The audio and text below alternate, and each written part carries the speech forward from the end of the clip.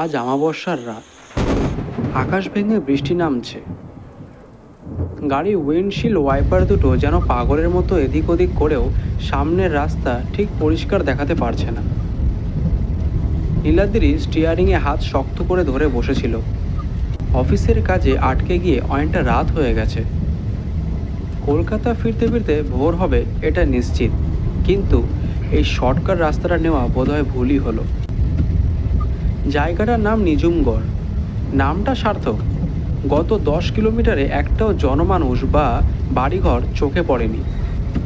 শুধু রাস্তার দুপাশে ঘন জঙ্গল আর মাঝে মাঝে বিদ্যুতের চমকানি।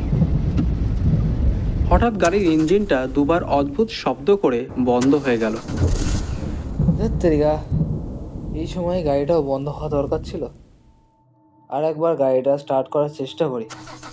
নীলাদ্রি কয়েকবার স্টার্ট দেওয়ার চেষ্টা করলো, কিন্তু লাভ হলো না।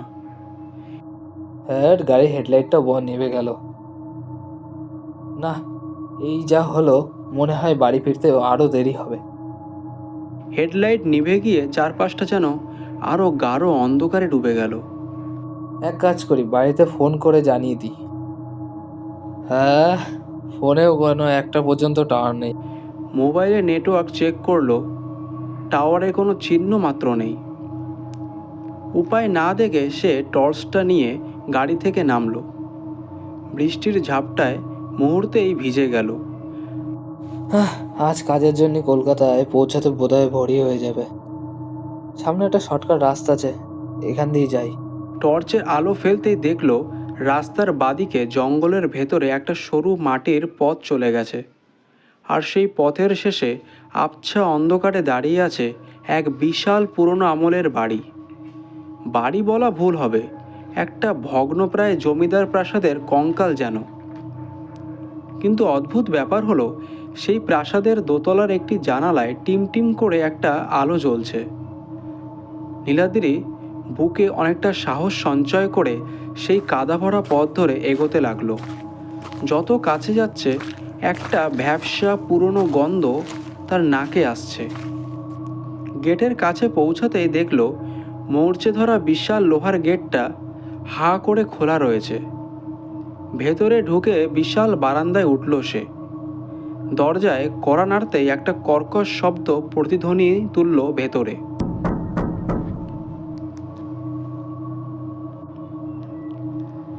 কিছুক্ষণ সব চুপ। তারপর খুব ধীর পায়ে কারো হেঁটে আসার শব্দ পাওয়া গেল। দরজাটা ক্যাচ ক্যাচ শব্দে খুলে গেল। নীলাদ্রি দেখল সামনে দাঁড়িয়ে এক বৃদ্ধ। তার হাতে একটা বহু পুরনো আমলের হ্যারিকেন। গায়ের চামড়া কুঁচকে গেছে একেবারে। চোখ দুটো যেন কোটরে ঢোকানো। পরনে একটা তালিমারা সাদা পাঞ্জাবি।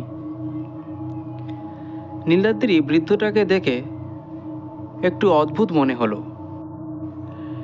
বৃদ্ধ কোনো প্রশ্ন করলেন না, শুধু ঘোলাটে চোখে নীলাদ্রির দিকে তাকিয়ে বললেন, আসুন, আপনার জন্যই অপেক্ষা করছিলাম। নীলাদ্রি অবাক হলো। হ্যাঁ, আমার জন্য? কিন্তু আমি তো... ঝড়ের রাতে পথ হারানো পথিকদের জন্য এই দরজা খোলা থাকে চিরকাল। ভেতরে ঢুকতেই এক অদ্ভুত ঠান্ডা স্রোত বয়ে গেল নীলাদ্রির শরীর বেয়ে। বাইরের ঝড়ের চেয়েও এই বাড়ির ভেতরের নিস্তব্ধতা অনেক বেশি ভয়ের। বিশাল হলঘরে পুরনো দিনের ভারী সব আসবাবপত্র যেন ধুলোয় ঢাকা পড়ে গেছে। দেওয়ালে টাঙানো বড় বড় তৈলচিত্র, যাদের চোখগুলো যেন নীলাদ্রিকে অনুসরণ করছে। বৃদ্ধ নীলাদ্রিকে একটা পুরনো সোফায় বসতে দিলেন। একটু বসুন, আমি গরম চা নিয়ে আসছি। তারপর বৃদ্ধ হারিকেনটা রেখে ভেতরে চলে গেলেন। নীলাদ্রি একা বসে রইল। কিন্তু হঠাৎ তার মনে হলো সোফার ঠিক পেছনের অন্ধকার কোণ থেকে কেউ যেন ফিসফিস করে কথা বলছে। সে দ্রুত পেছনে তাকালো, কিন্তু অবাক কাণ্ড, সেখানে কেউ নেই। শুধু একটা বড় গ্র্যান্ডফাদার ক্লক দাঁড়িয়ে আছে, যার কাঁটাগুলো বহু বছর আগেই থেমে গেছে। মিনিট 10 পরে বৃদ্ধ ফিরে এলেন, হাতে একটা রূপোর ট্রে, তাতে 2টো কাপ। কিন্তু অদ্ভুত ব্যাপার, কাপ থেকে কোনো ধোঁয়া বেরোচ্ছে না। স্বাভাবিকভাবে কোনো গরম জিনিস কোনো পাত্রে নিয়ে আসলে তার ওপর থেকে একটা ধোঁয়া বয়ে যায়। বৃদ্ধ একটা কাপ এগিয়ে দিলেন নীলাদ্রির দিকে। চাটা খেয়ে নিন বাবু, শরীর গরম হবে। কাপটা হাতে নিতেই চমকে উঠল নীলাদ্রি। কাপটা যেন বরফের মতো ঠান্ডা। সে বৃদ্ধের মুখের দিকে তাকালো। হারিকেনের আবছা আলোয় বৃদ্ধের মুখে এক অদ্ভুত হাসি ফুটে উঠেছে। হাসিটা যেন কোনো মানুষের নয়, কোনো মুখোশের। নীলাদ্রি কাপটা নামিয়ে রাখলো, তার গলা শুকিয়ে আসছে। সে বলল, আসলে আমার একটু তাড়া আছে, গাড়িটা ঠিক করার কোনো ব্যবস্থা? কথা শেষ হওয়ার আগেই দোতলার সেই আলোকিত ঘর থেকে একটা বিকট হাসির শব্দ ভেসে এলো।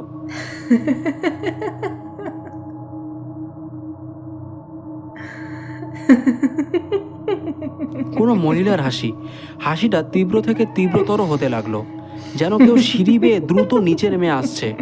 নীলাদ্রি উঠে দাঁড়ালো। বৃদ্ধ এবার খিক করে হেসে উঠলেন। কে ওখানে? আমার গিন্নি। নতুন অতিথি এলে ও খুব খুশি হয়। গত 5 বছরে আপনিই তো প্রথম এলেন। নীলাদ্রির শিরদাঁড়া দিয়ে একটা ঠান্ডা স্রোত বয়ে গেল। কোথায় যাচ্ছেন নতুন অতিথি? আমাদের গল্প তো সবে শুরু হলো। সে দ্রুত দরজার দিকে পা বাড়ালো, কিন্তু দরজাটা বাইরে থেকে বন্ধ। সে পাগলের মতো হাতল ঘোরাতে লাগলো। পেছনে সেই হাসির শব্দটা এবার হল ঘরে ঢুকে পড়েছে। নীলাদ্রি ঘাড় ঘুরিয়ে দেখলো, সিঁড়ির শেষ ধাপে দাঁড়িয়ে আছে এক ছায়ামূর্তি। তার মুখ নেই, শুধু 2টো জ্বলন্ত লাল চোখ। আর সেই বৃদ্ধ, তিনি এখন আর বৃদ্ধ নেই। তার শরীর থেকে মাংস খসে পড়ছে। দাঁড়িয়ে আছে এক আস্ত কঙ্কাল। নীলাদ্রি সমস্ত শক্তি দিয়ে দরজা ধাক্কা মারল। পুরনো কাঠ মরমর করে ভেঙে গেল। সে হুমড়ি খেয়ে পড়ল বাইরের কাদায়। তারপর আর পেছনে না তাকিয়ে সে সজোরে দৌড়াতে লাগলো। বৃষ্টির মধ্যে আচার খেতে খেতে সে মেন রাস্তায় পৌঁছালো।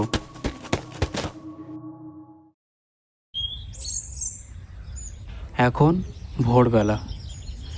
বৃষ্টিটা রাতের তুলনায় অনেকটা থেমে গেছে। একটা লরি ড্রাইভার নীলাদ্রিকে রাস্তার ধারে অজ্ঞান অবস্থায় খুঁজে পায়। জ্ঞান ফেরার পর নীলাদ্রি কাঁপতে কাঁপতে ড্রাইভারকে সেই বাড়ির কথা বলল।